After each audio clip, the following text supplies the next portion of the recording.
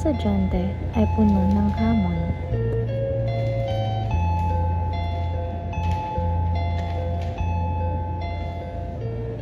Hindi maiiwasan ang academic pressure at stress.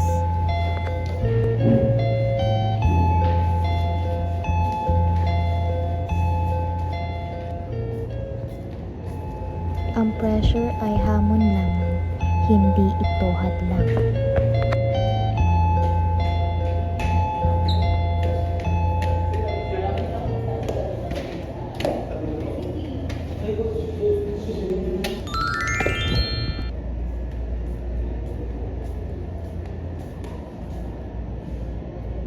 Teka, ano to? Kaninang pa nakikita to ah. Dito, matututuhan natin paano harapin ang stress at mapanatiling positibo ang ating pag-iisip.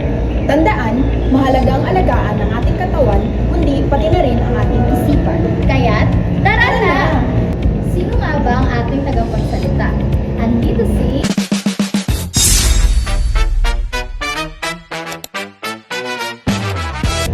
Hiraya para sa lusog na isip at mas maliwanag na kinabukasan, magpahinga, magpalakas at bumaban ng mas matatag.